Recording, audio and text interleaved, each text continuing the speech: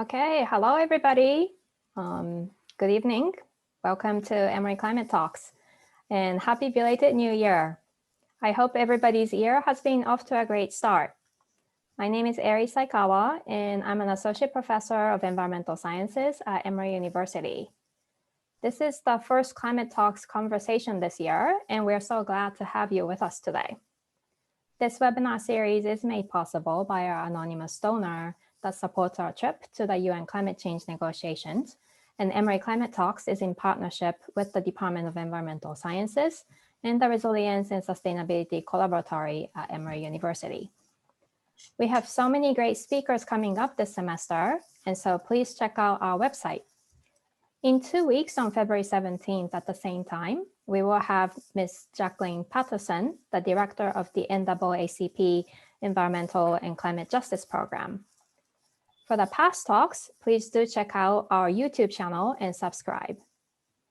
We will post the information in the chat message shortly if you're not sure where you're supposed to be going to subscribe it. As usual, we are recording today's talk and we will make it available to you in the next couple of days on the YouTube channel. For the recording purposes, we have muted your microphone, but if you have any questions during the talk, please feel free to use the chat function to type up the questions so that we can raise them during the Q&A session. Today, I'm very excited to be co-hosting this webinar with Goizueta Energy and Environmental Group. This is our third time co-hosting together, and I love the initiatives and speaker ideas that you all are bringing in. If you all had if you all had anybody that you wanted to hear from, please do reach out and let's try to make the event possible. As I've mentioned in the summer as well, the only way we can move forward is together. And I really appreciate Ankita John for organizing today's event. We have a special guest today, is Sophia Kianni. And without further ado, I would like to welcome Ankita, the president of the Goizueta Energy and Environmental Group, to introduce our speaker. Hello. So as Professor Saikawa said, we are so thankful for everybody who has made it here today, especially with the semester just starting around. We know it's been a really intense time, so we really appreciate each and every one of you that have decided to make it. Now, I just want to go ahead and introduce our speaker for today, who has had so many achievements on her resume that it was so hard selecting just a few to introduce her. So we want to introduce Sophia Kianni. Sophia is a 19-year-old Iranian-American climate activist. She is currently the youngest member of the inaugural United Nations Youth Advisory Group on climate change. She's also founded Climate Cardinals, which is an international nonprofit with over 8,000 volunteers in over 40 plus countries, working to translate climate information in over 100 different languages. On top of that, in 2020, she was named Vice Media's Youngest Human of the Year. So before I give it off to Sophia, I just want to say, for any questions, please leave it in the chat box so that we can get to it and during the Q&A session after Sophia is done speaking. And now off to you, Sophia. Well, thank you so much for that very kind introduction. I'm so excited to be speaking with you all today. So without further ado, I'm going to share my screen and go through the presentation that I've prepared. So you guys already got a brief introduction to me, but today I'm really going to be going through my journey as a climate activist, what compelled me to become a climate activist, how I got to the position of working with the United Nations, how I founded Climate Cardinals. And so this is just a brief overview of the highlights that I'm going to be going over. So to begin, the reason I really decided to become a climate activist all stems from an experience that I had about 6 years ago when I took a trip to Iran, which is my parents' home country. I was in middle school, and while I was there, I honestly couldn't help but notice that the pollution in Iran was so much worse than any other place I had ever visited. You can see by this news title, pollution in Iran hospitalized over 1,500 people in 24 hours in 2019, and that's very similar to the conditions that I was experiencing. And so I really decided to do research into the environment in Iran, and I learned that temperatures in the Middle East were rising more than twice the global average. And this obviously really concerned me even as a young middle schooler, because I had had science classes about climate change and how detrimental the effects would be for our generation. And so I really decided to talk to my relatives about climate change and talk about how concerned I was. But the worst part for me was that I realized my relatives knew almost nothing about climate change, and that even I, as like a young 12-year-old, knew more and cared more than the adults around me. And so that was kind of the catalyst for what made me decide to act and to join various different climate organizations. So these were the 3 grassroots organizations that I began to work with in high school. And so to begin, I was working with Zero Hour. This is Zero Hour, which is a global youth-led movement primarily comprised of young women of color, because we really believe that those who are on the front lines of a movement should be the ones leading a movement, especially because climate change disproportionately affects people of color and women. And so with This is Zero Hour, I was on their partnerships team, and I still work with them today, but I worked a lot more with them in high school. And so we worked to organize global marches. I worked on their partnerships team to create, I think, a network of over 100 nonprofits across the US working to advance climate action. And then because I was really interested in the global climate strikes, I joined Fridays for Future as a national strategist. So that's the movement that was founded by Greta Thunberg, where you strike every single Friday. And so I most notably worked to help organize the Fridays for Future Black Friday strike, which I believe drew over 1 million people worldwide to participate. And then on the right, the other organization that I worked with was Extinction Rebellion. I was an international spokesperson for them, and I also worked on their DC team. We organized a hunger strike in Nancy Pelosi's office, and honestly, that was the first time that I ever went viral. Our hunger strike was covered by many different media outlets, and it was really inspiring for me because I had an outpouring of support from all over the world. And it made me realize just how powerful youth activism could be. And so I think really the biggest impact that the youth climate movement has had was on September 20th, when we organized the Global Youth March, and we had over 4 million people from across the world participate. And again, all these experiences really gave me the courage to continue with my climate activism and to eventually found my own nonprofit and to start working with the UN. And so that was the what's next piece for me. So I spent a few years working with these grassroots organizations, but I really just kept going back to my experience in Iran, where I realized that my relatives knew almost nothing about climate change. And the reason why was because there's very little climate information available in Farsi, which is their native language. And it's not even just Farsi. The United Nations IPCC report, most of their reports in general are only available in the 6 UN languages, and the 6 UN languages only account for about half of the world's speaking population. And so I really realized there was also a discrepancy between the people who were being worst affected by climate change and the people who were receiving information about climate change, because the 10 countries that are worst affected by climate change, none of them are a majority English speaking. And so with that in mind, after years of experience grassroots organizing, I decided it was time to start my own nonprofit, Climate Cardinals, because I wanted to work to make the climate movement more accessible to people who didn't speak English. And so when we first started out, I had no idea what I was doing. I didn't know how you were supposed to start a nonprofit. I didn't know how to incorporate.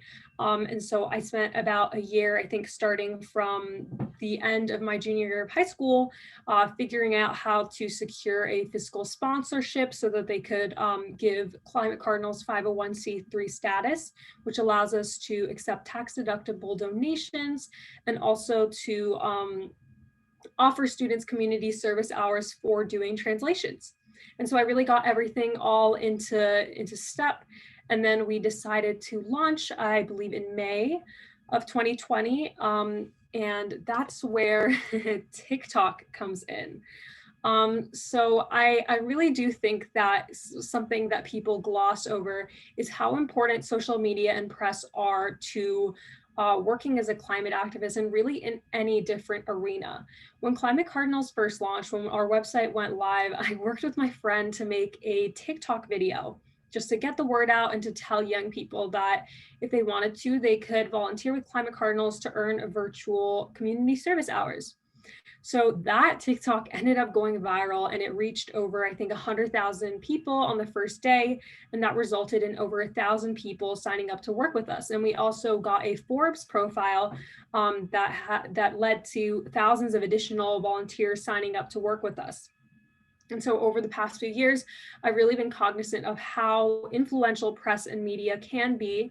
And so I definitely do urge anyone else who's considering starting a venture and wants to get the word out, reaching out to supporters, to reporters, and also utilizing social media are both very effective ways of mobilizing a large amount of people.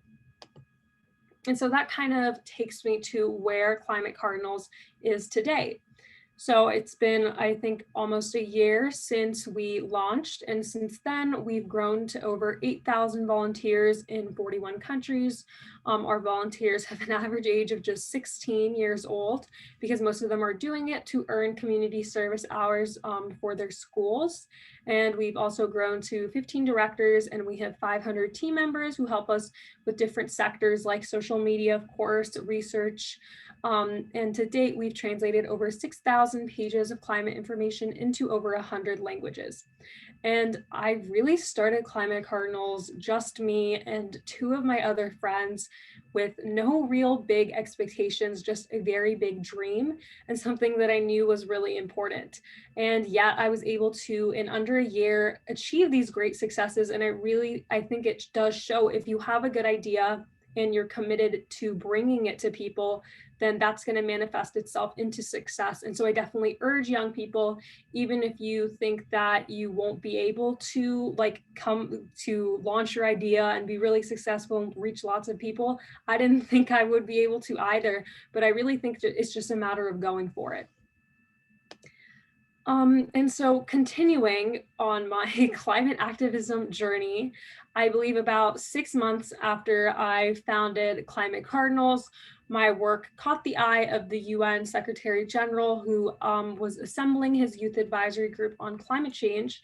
So I believe it was June or July, he extended me the opportunity to join his youth advisory group on climate change to represent the United States as the youngest member. And so of course I accepted graciously. I was very, very excited by the opportunity. And so I've now spent the past 6-7 months working with him to give him advice on his 2020-2021 climate strategy. And so with the UN, we're primarily working on ways to engage youth and to really have young people's voices included in different decision-making processes. Something that I think is really important, because if you look at the past few years, the momentum in the youth climate movement really can be attributed to young people all around the world who organized to have millions of people march in the streets to put pressure on their public officials. And so I think it's critical for young people to be involved in decision-making spaces, to have a seat at the table when it comes to important discussions. And that's exactly what the UNSG's Youth Advisory Group is providing me, in the form of the opportunity to really be able to regularly engage with him and to give him feedback on his climate strategy.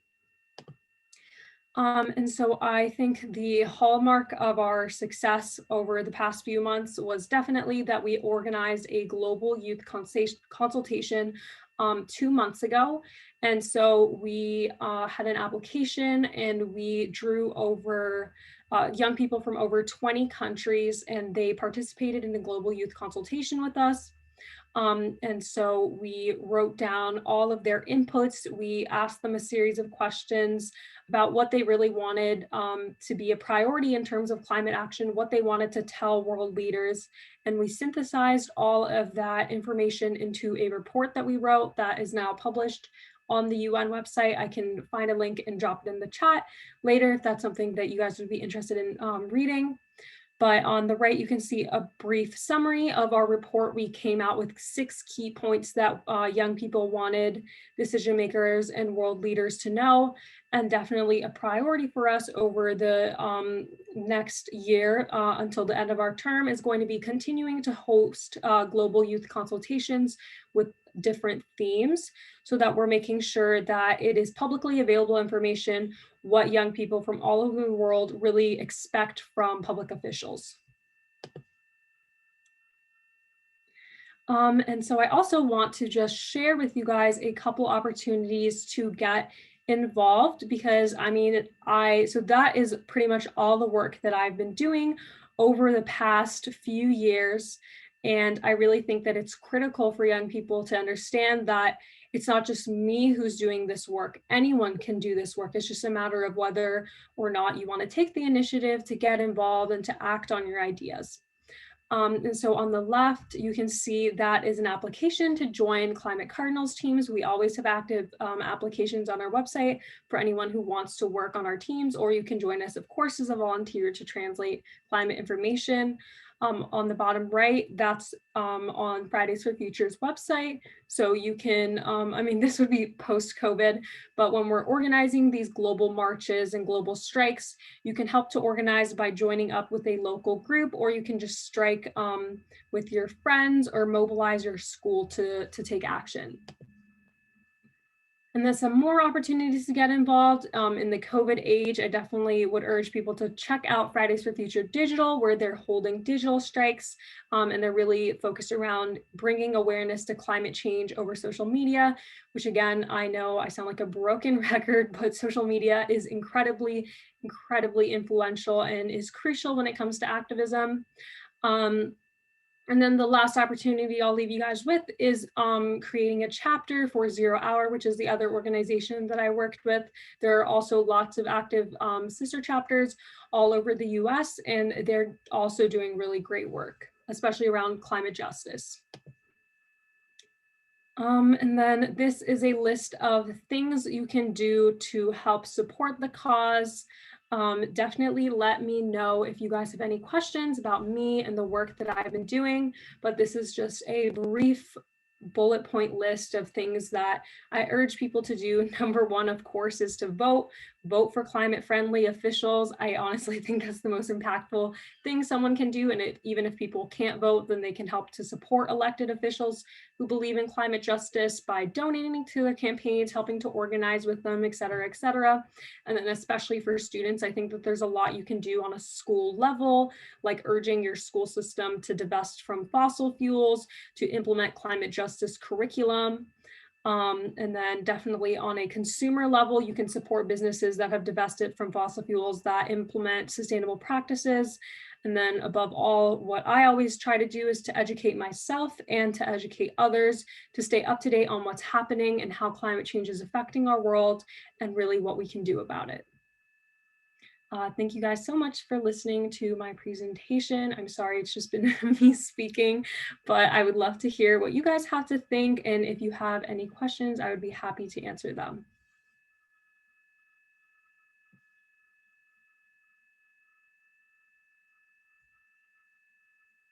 Guys, just a reminder that any questions, please be sent in the chat box.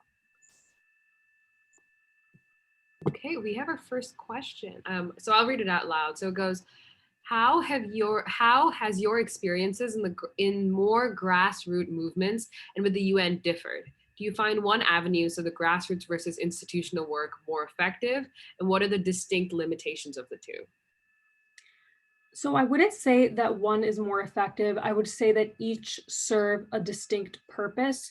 I think that working with the grassroots movements from the outside was really influential in being able to put pressure on the elected officials that work within the UN and basically mobilizing large groups of support. Like in the UN, you're not going to find people like organizing a 1 million person climate strike. Like obviously that's not going to happen. But within the UN, you can work to create reports like the one that I wrote with my colleagues. You can work to really devise effective climate policy that can be spread internationally. So I think that they are both effective avenues. It's just a matter of what one person wants to work within. Okay, that was a great answer, actually. Our next question is, how do you think COVID will impact your future advocacy, awareness, and work?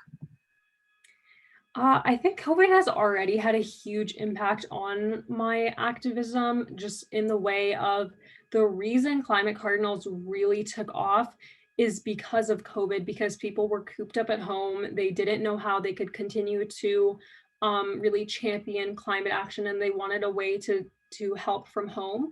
And so a way that they could help from home was by translating climate information for community service hours. And so I think that COVID really showed me that social media and working online are going to be crucial in terms of continuing to build the momentum around climate change, even when we can't go out into the streets and strike.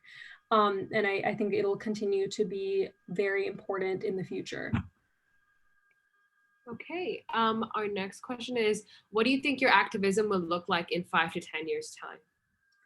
That's a great question. I honestly wish I knew.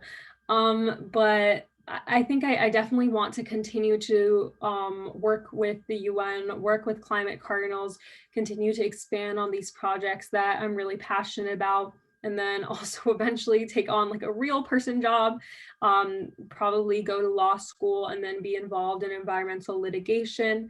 Still figuring out the details, still only 19, but I definitely love the work that I'm doing and I want to continue to do it. Okay, perfect.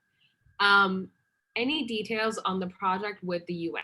What are some of your urgent goals right now? I mean, the main role that I serve at the UN is like we are the United Nations Secretary General's Youth Climate Advisors. So we meet with him quarterly and we give him feedback on his climate change strategy. We tell him what we think should be the UN's priorities for the next year when it comes to climate action.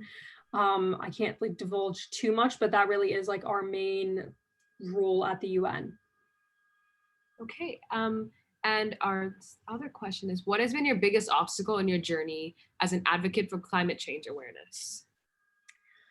I think in the beginning, it really was my age to a certain extent, just because it's hard being a 16-year-old with big ideas and telling adults, like, this is what I think we should be doing. This is how we can really achieve broad climate action. Obviously, I think that it's hard to be taken seriously, but then after a few years of working my way up to the UN, it's definitely become a lot easier for me to approach adults with ideas and to be taken seriously. Yeah, I was gonna ask, do you think your age has been an obstacle to you? As I imagined it would be. So our next question is actually a question from me.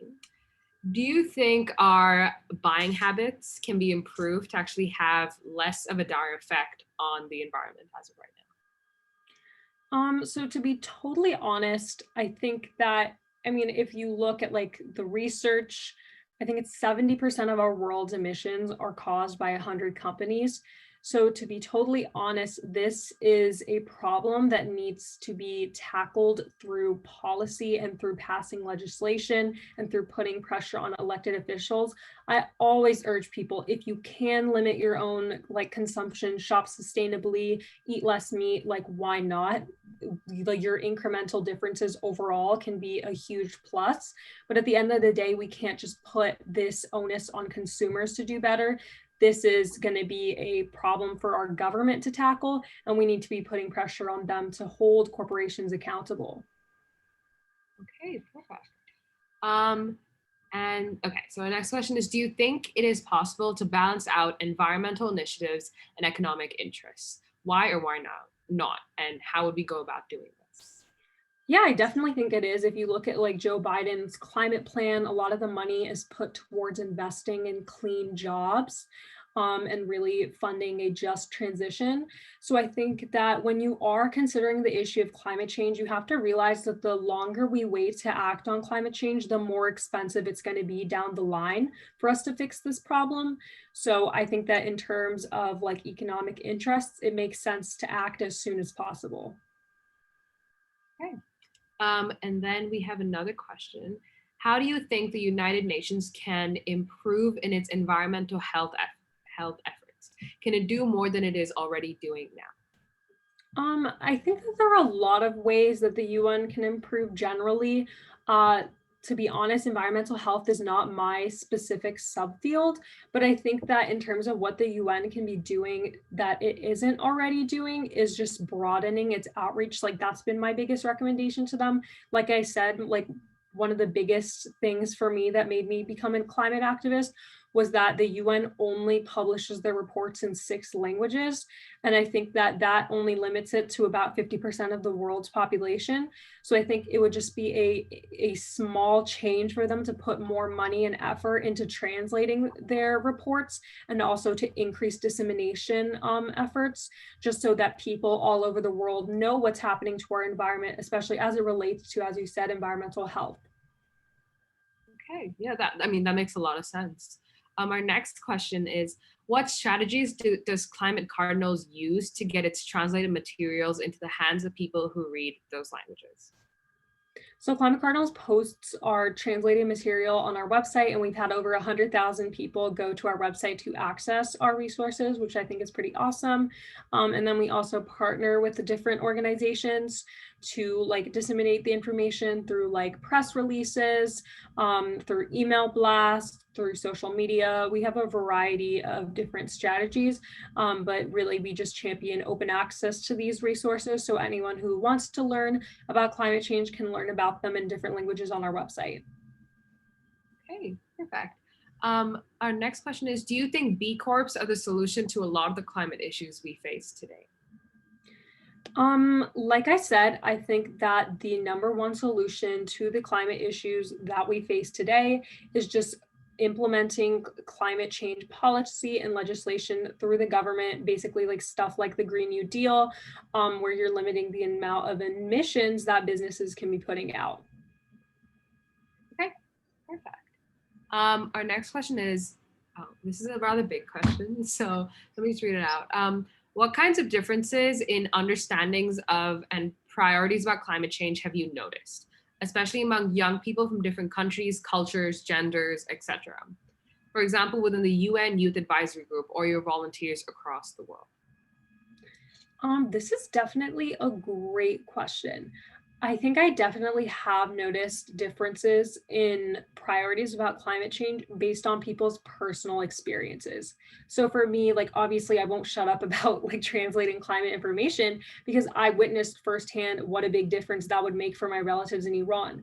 For other people, like my friend Rohan, he always talks about environmental health because of his like dad grew up in India, and he was saying how the pollution there has had a horrible impact on his health. So he's always talking about that. So depending on where you grew up, what experiences you've had, I think that everyone has different priorities when it comes to different environmental and climate change solutions.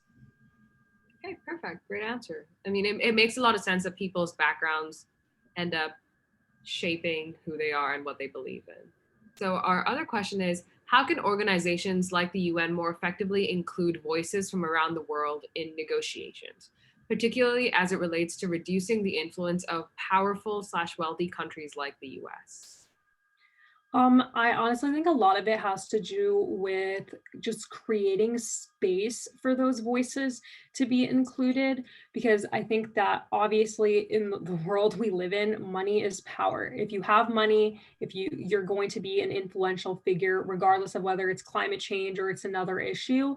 But even if you are including voices like from the US, I think that it's just a matter of actively making it a priority to include voices from all around the world and to put money towards those efforts. For example, I think the UN has this program where you can apply to be one of 400 young people who are like flown out to Italy to participate in a pre-COP negotiation. And so there are opportunities. I think that, to be honest, they're just like obscure and they're hard to find. So I think a lot of it is that the UN has to be better at like promoting opportunities that are available to young people, because so often I'll see, like, for example, when we were holding the Global Youth Consultation, the way that we got the word out about that was through like our own networks, through our own social medias. but obviously that has a very limited reach. Like there's only like 6,000 people that follow me on Instagram, but I'm not reaching like 100,000 additional people who might have been interested in participating in that consultation. So I think a lot of it is about broadening our outreach and thinking of new creative strategies to reach underrepresented groups. And I mean, that's a really interesting point, because as somebody that tried to get into youth involvement in climate change, I've always wondered why such initiatives tend to be rather hidden almost. Do you have like a say in that, or why that is the case? Because I couldn't figure it out myself. I honestly have felt that way a lot of the time, especially when I was first beginning in my climate activism journey. There was so many different places that I wanted to be in. I wanted to work with the UN. I wanted to work with different entities. I just honestly had no idea how. And that's one of the things I've been telling the UN. I really want to make the way of applying for opportunities more democratic. So instead of just like going through an internal process and being like, yeah, like so-and-so knows so-and-so and they nominated her for this, it should be like, oh, like on your website, you can apply to become a part of this youth advisory group, or you can apply to have a similar opportunity within the UN. Yeah, I mean, that makes a lot. I mean, I feel like a lot of our generation would really value opportunities like that and would make the most of it if offered that kind of opportunity. So our next question is, who is the coolest person you've met during your advocacy journey? Another great question. I think probably Jane Fonda, just because when I did the Black Friday, Fridays for Future strike on Capitol Hill, she was also there. Like she actually like lent us her platform, like she had created, she came to DC and she was like striking for a couple months. And so she let us like use the platform that she had built to strike there. And I got to like talk to her one-on-one, and she was so sweet and so inspirational. And then later she invited me and a bunch of other climate activists to like a press conference and strategy meeting. So I think that she really understands the importance of listening to young people and including us in conversations. And she was just an incredible person. I really enjoyed meeting her. She's the coolest. I'm so jealous. Our next question is, what is an initiative that isn't yours that you strongly believe in or are interested in? There are so many. I'm trying to think of just one. I think an initiative or like a nonprofit that was founded by one of my friends is One Up Action. I think it's a really cool nonprofit because they're all based around like what can one individual do to make a difference? Because I think that's a question people often ask themselves. They're like, oh, I care about climate change. Maybe you don't have the time to dedicate towards like founding your own nonprofit or directly engaging in grassroots organizing, but you're wondering like what you can do or what your money can do. So One Up Action really focuses on telling people like small little actions they can take throughout their day to make a difference. Perfect. This is what it looks like our last question, but it's several questions sent by Professor Saikawa herself. So the first part of that is, do you participate in UN climate change negotiations? So we will be participating in the UN climate change negotiations at the end of the year, but I haven't yet. Do you have any suggestions on how the youth can be involved more at the actual negotiation stage over climate change decisions? So I think this goes back to what I was saying about how the UN has actually started to allocate funding and opportunities toward this. There's like an application live on their webpage right now where you can like apply to be one of like 400 delegates for COP. So I think that it's not just a matter of like thinking how can more youth be involved, but it's like how can more youth know about the opportunity to be involved? Because I think a lot of people don't even know what the UN climate change negotiations are. So again, I think this goes back to the fact that the UN's outreach strategy really needs to be rethought and made a lot more Gen Z, like taking advantage of platforms like TikTok, which are our like primary way of disseminating information.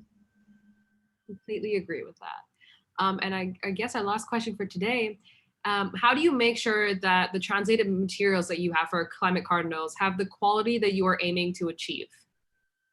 Yeah, so as Climate Cardinals has grown, we've also grown in the partners that we have. So for example, we finished up like last month translating a bunch of reports for the UN Environmental Program, and we're also working with like UNICEF and some other partners this quarter that have very sensitive translation materials. And so obviously they want to guarantee that those have great integrity, not just translated by 16-year-olds who might not have the best grammar.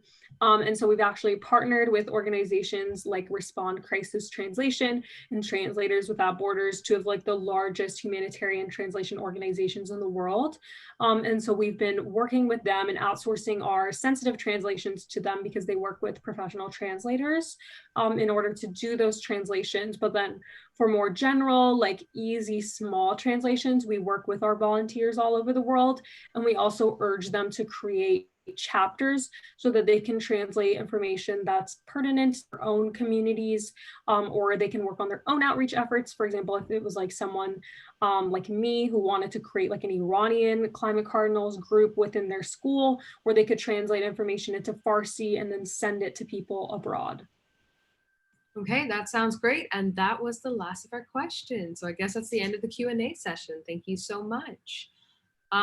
If anybody has any other questions, feel free to leave it in the chat. Otherwise, I think that's it from our part. Thank you so much, Sophia. This was a great conversation. We learned so much about how we can actually get involved in like a fundamental level, despite there seemingly not being a lot of opportunities for us to get involved. You've given us like loads of organizations for us to research and actively participate in. So we really, really thank you for that. Of course, it was such a pleasure talking to you guys. I hope this was helpful, and I hope that any students who are watching take the initiative, and if you're passionate about climate change, reach out to these organizations and see if there are any ways that you can help.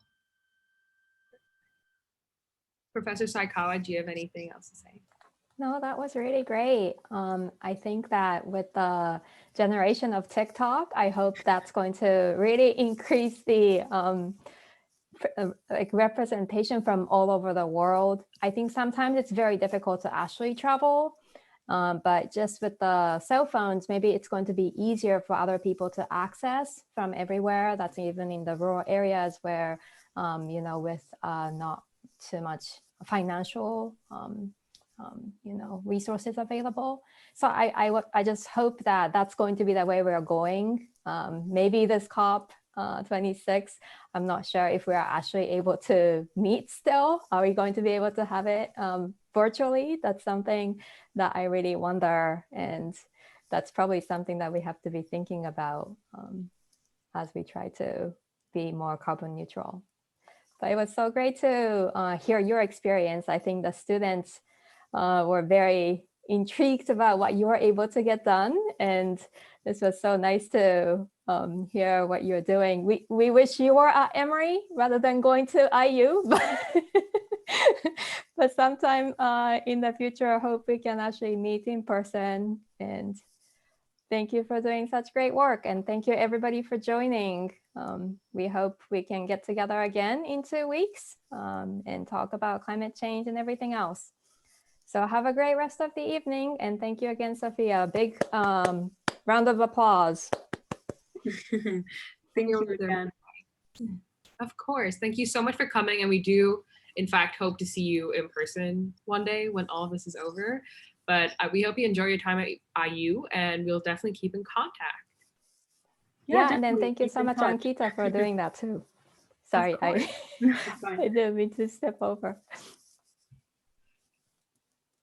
Bye, everyone. Thank you so much. Bye. Thank you.